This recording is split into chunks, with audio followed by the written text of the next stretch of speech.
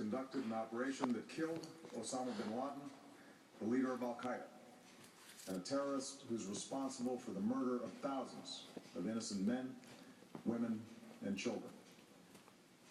It was nearly 10 years ago that a bright September day was darkened by the worst attack on the American people in our history. The images of 9/11 are seared into our national memory. Hijacked planes cutting through a cloudless September sky, the Twin Towers collapsing to the ground, black smoke billowing up from the Pentagon, the wreckage of Flight 93 in Shanksville, Pennsylvania, where the actions of heroic citizens saved even more heartbreak and destruction. And yet we know that the worst images are those that were unseen to the world. The empty seat at the dinner table, children who were forced to grow up without their mother or their father, parents who would never know the feeling of their child's embrace, nearly 3,000 citizens taken from us, leaving a gaping hole in our hearts. On September 11th, 2001, in our time of grief, the American people came together. We offered our neighbors a hand, and we offered the wounded our blood. We reaffirmed our ties to each other and our love of community and country. He needs an ear operation. On that day, no matter where we came from, what God we prayed to, or what race or ethnicity we were united as one American family. We were also united in our resolve to protect our nation and to bring those who committed this vicious attack to justice. We quickly learned that the 9/11 attacks were carried out by Al-Qaeda, an organization headed by Osama bin Laden, which had openly declared war on the United States and was committed to killing innocents in our country and around the globe. And so we went to war against Al-Qaeda to protect our citizens, our friends, and our allies. Over the last 10 years, thanks to the tireless and heroic work of our military and our counterterrorism professionals, we've made great strides in that effort.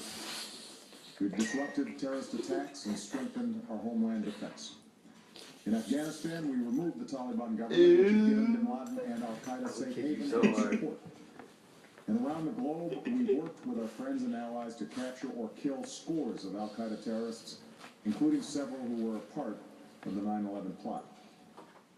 Yet, Osama bin Laden avoided capture and escaped across the Afghan border into Pakistan.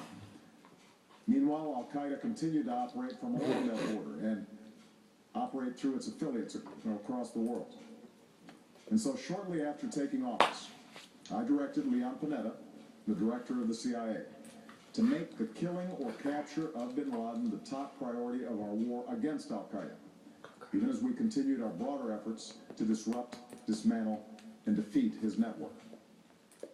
Then, last August, after years of painstaking work by our intelligence community, I was briefed on a possible lead to bin Laden. It was far from certain, and it took many months to run this thread to ground. I met repeatedly with my national security team as we developed more information about the possibility that we had located bin Laden hiding within a compound deep inside Pakistan.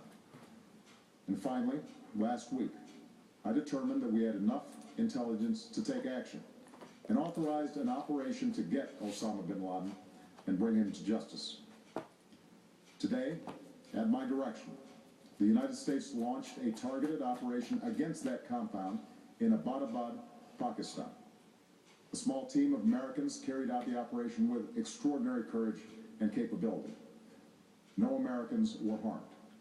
They took care to avoid civilian casualties. After a firefight, they killed Osama bin Laden and took custody of his body. For over 2 decades, bin Laden has been I said we bury him in Rome near the Pope.